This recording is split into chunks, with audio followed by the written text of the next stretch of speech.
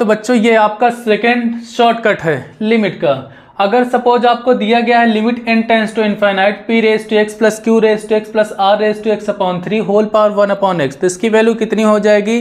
With in second answer आप लिख दोगे। इसका आंसर होना चाहिए यार p q r raise to 1/3, बस इतना ही इसका आंसर हो जाएगा। ये कैसे आया देखिए, अगर इस टाइप का एक्सप्रेशन मिलता है कभी भी limit x tends to 0 k1 raise to x k2 raise to x up to kn raise to x upon n whole power 1 upon x, तो इसका डायरेक्ट आंसर लिख देते हैं k1 k2 k3 into kn whole power 1 upon n।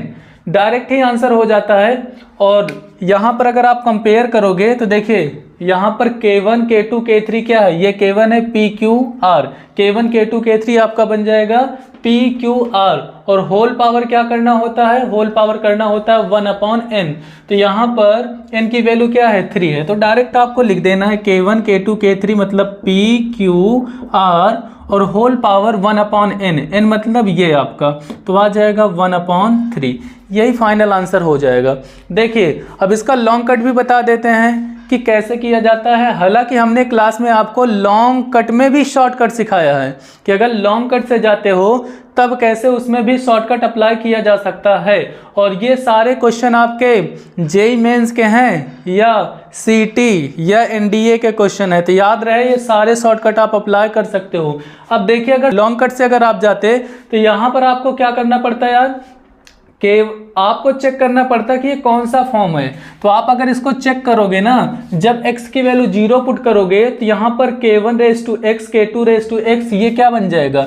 ये बन जाएगा आपका k1 raise to 0 जो कि हो जाएगा 1, ये भी बनेगा 1, ये भी बनेगा 1, सारे बन जाएंगे 1। तो आप अगर इनको ऐड करोगे तो ये बनेगा n 1 प्लस 1 प्लस 1 n बार लिखना है, इनका समेशन कितना आ जाएगा? n आ जाएगा। अब n बाय n कितना हो जाएगा? 1 हो जाएगा, और यहाँ पुट करोगे तो ये बन जाएगा आपका 1 रेज टू इनफाइनाइट फॉर्म। और 1 रेज टू इनफाइनाइट फॉर्म हमने बताया है कैसे सॉल्व किया जाता है।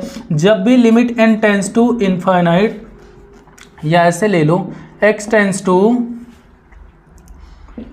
a है और fx रेज टू gx दिया गया है, और ये आपका बन रहा है 1 रेज टू इनफाइनाइट फॉर्म। तो यहाँ पर मैंने आपको बताया था कि करना क्या होता है, limit e raise to limit x tends to a gx into fx minus 1 कर दिया जाता है।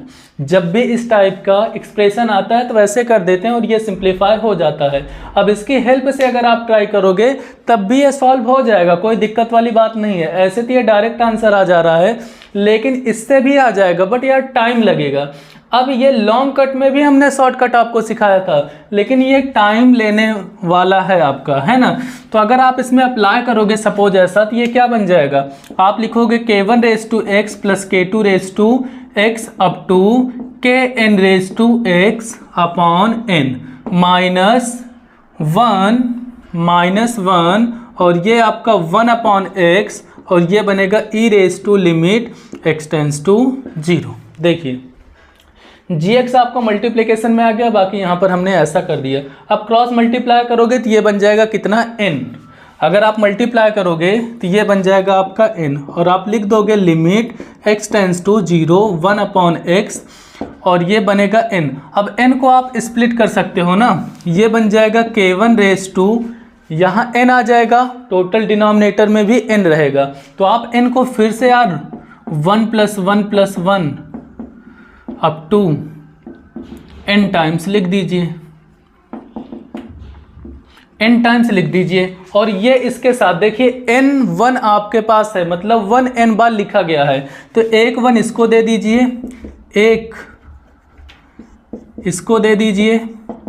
इसी तरह लास्ट में आप kn raise to x minus 1 कर दीजिए, और यहाँ पर आपका बन जाएगा n। इतना समझ चुके होंगे। अब यार 1 अपॉन x को अंदर भेज दीजिए और n को बाहर ले लीजिए, तो ये बन जाएगा कितना?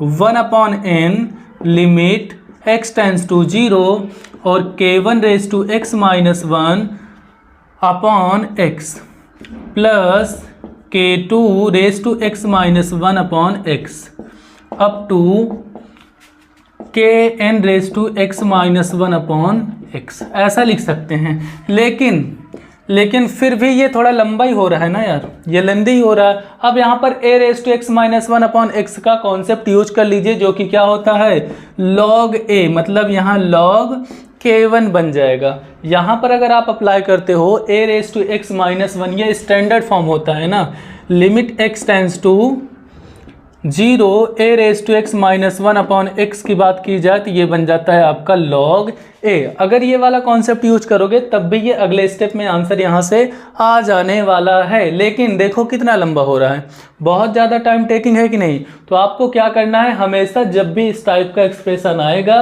आप आंख बंद करके k1 k2 k3 up to kn raise to 1 upon n कर देंगे और आपका आंसर आ जाएगा। और मज़े की बात आपको बताएं ना, मज़े की बात ये है कि यहाँ पर ये तब भी एप्लीकेबल होगा जब हम यहाँ पर x टेंड्स टू इनफाइनाइट कर दें, यहाँ पर x टेंड्स टू इनफाइनाइट कर दें और यहाँ पर जो k1 रेज टू x है इसको कर दें 1 अपॉन एक्स, x को कर दें 1 अपॉन एक्स हर जगह, यहाँ भी 1 अपॉन एक्स, यहाँ भी 1 अपॉन एक्स और यहाँ पर कर दें x, तब भी सेम आंसर आता है। मतलब मैं क्या कहना चाहता हूँ आपको कि ये तब भी एप्लीकेबल रहेगा limit x tends to infinite k1 raise to 1 upon x plus k2 raise to 1 upon x plus kn raise to 1 upon x upon n raise to x is equal to k1 k2